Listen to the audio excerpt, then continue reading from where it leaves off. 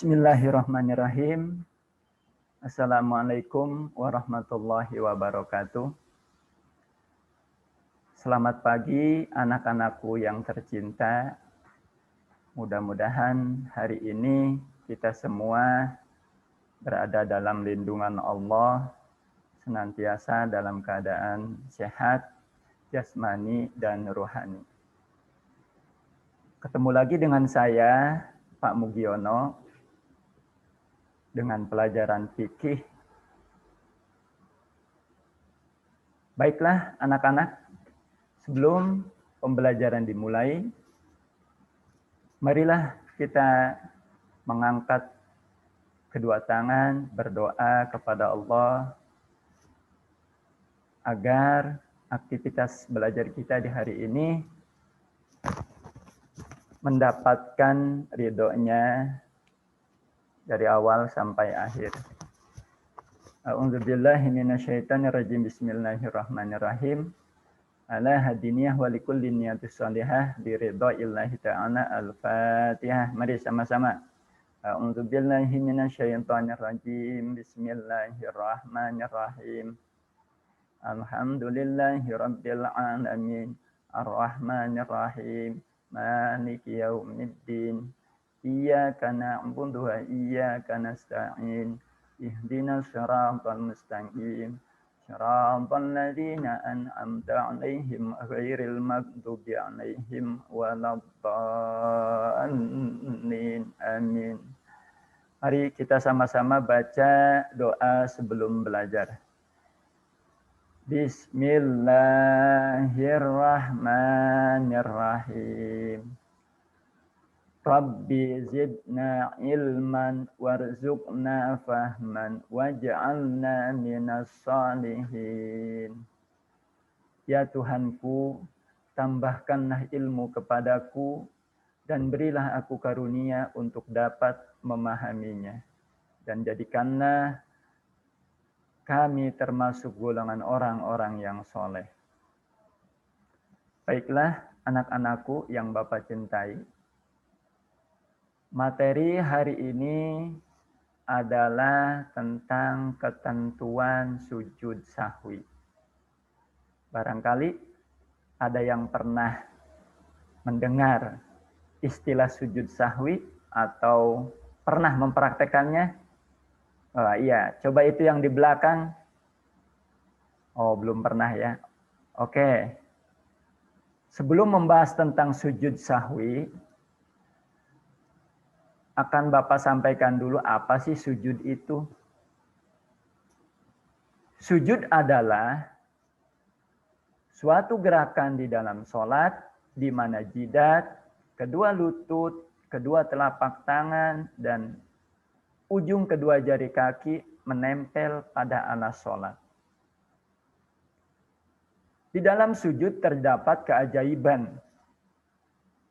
Bahkan ada seorang ilmuwan internasional yang meneliti tentang keajaiban sujud sehingga beliau mendapat hidayah dan menjadi seorang mu'allaf. Dikatakannya bahwa aliran darah itu hanya dapat menyebar ke seluruh bagian otak hanya dalam keadaan sujud. Ketika posisi kepala berada di bawah. Ketika posisi berada di bawah, maka aliran darah dari jantung akan mengalir deras.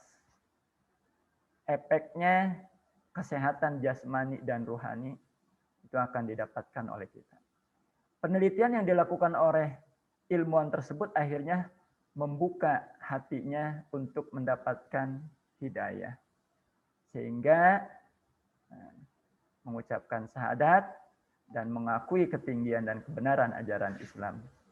Quran sepanjang masa karena ayat-ayat baru bisa dibuktikan iptek terakhir. Baik. Coba amati anak-anakku gambar otak yang ada di depan. Perhatikan Gambar otak manusia tersebut hampir menyerupai seperti orang yang sedang melakukan sujud. Otakmu seperti seseorang yang sedang sujud. Justru kenapa perlu akal itu digunakan untuk berpikir dan memilih mana jalan yang baik dan mana jalan yang buruk.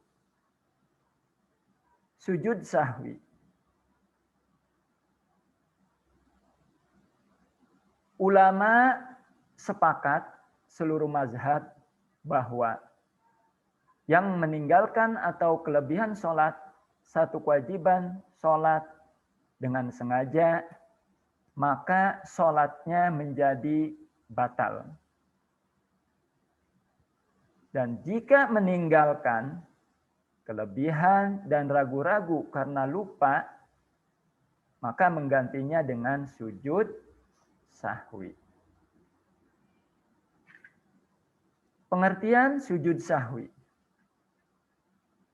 Sujud sahwi adalah sujud 2 kali yang dilakukan setelah membaca tasyahud akhir sebelum salam. Melakukan sujud sahwi hukumnya sunnah bagi seseorang pada waktu melaksanakan sholat. Sebagaimana sabda Rasulullah Sallallahu Alaihi Wasallam yang artinya dari Abu Sa'id Al-Khudri, Nabi Muhammad Sallallahu Alaihi Wasallam bersabda, apabila salah seorang dari kamu ragu dalam sholat, ia sudah mengerjakan 3 atau 4, maka hendaklah dihilangkannya keraguan itu dan diteruskan sholatnya menurut yang diyakini. Kemudian hendaklah sujud 2 kali sebelum salam. Hadis riwayat Ahmad dan Muslim. Sebab-sebab sujud sahwi. Yang pertama, sujud sahwi dilakukan apabila ada sebab ragu-ragu terhadap bilangan rakaat yang dikerjakan. 2 atau 3 ya, 3 atau 4 ya, seperti itu. Yang kedua, kelebihan rakaat atau rukun dalam sholat. Ketiga, apabila lupa tidak melakukan tasyahud awal atau tidak mengerjakan salah satu di antara sunnah-sunnah abad. Tata cara melakukan sujud sahwi. Pertama, setelah membaca tasyahud akhir, kemudian sujud disertai dengan takbir. Yang kedua, di dalam sujud membaca doa sujud sahwi. Ketiga, duduk seperti duduk antara 2 sujud, tidak baca apapun. Yang keempat, sujud dan membaca doa sujud sahwi lagi. Dan yang terakhir, kembali duduk dan salam. Bacaan sujud sahwi. Bacaan doa yang dibaca ketika sujud sahwi adalah, mari kita sama-sama baca bacaan doa sujud sahwi. A'udzu billahi minasy syaithanir rajim. Bismillahirrahmanirrahim. Subhana man la yanamu wa la yashu. Subhana man la yanamu wa la yashu. Subhana man la yanamu wa la yashu. Maha suci Allah yang tidak mungkin tidur dan lupa. Sujud sahwi itu ada kalanya sebelum salam dan ada kalanya sesudah salam. Adapun sujud sahwi yang dilakukan sebelum salam ialah pada 2 kondisi. Kondisi yang pertama, apabila dikarenakan kurang dalam pelaksanaan sholat. Yang kedua, apabila dikarenakan ragu antara 2 kemungkinan dan tidak merasa lebih berat kepada salah satunya. Sedangkan sujud sahwi yang dilakukan setelah salam ialah juga pada dua kondisi. Pertama, apabila karena kelebihan dalam melaksanakan sholat. Yang kedua, apabila karena ragu antara dua kemungkinan, tapi ada kecondongan pada salah satunya. Yang terakhir, hikmah sujud sahwi. Hikmah sujud sahwi yang pertama, manusia akan menyadari kekurangan dan kelemahannya sebagai manusia ciptaan Allah Subhanahu wa Ta'ala. Dengan kekurangan dan kelemahannya itu, seharusnya hidup di dunia ini tidak boleh sombong dan tidak pula angkuh. Kedua, manusia harus selalu mensyukuri nikmat Allah Subhanahu wa Ta'ala yang telah diberikan kepada mereka, baik yang tampak maupun yang tidak tampak. Mungkin pertemuan hari ini hanya itu yang bisa kita bahas. Nanti di rumah tolong dibaca-baca lagi, dianalisis, dan dipahami dengan benar. Mudah-mudahan pertemuan hari ini menjadi pertemuan yang banyak mengandung hikmah, barokah, manfaat, dan lain sebagainya. Terima kasih, mohon maaf atas kekurangannya. Kalau ada salah dari saya pribadi, kalaupun ada benarnya, datangnya dari Allah Subhanahu wa Ta'ala. Mari kita sama-sama tutup dengan bacaan hamdalah. Alhamdulillahirabbil alamin. Wassalamualaikum warahmatullahi wabarakatuh.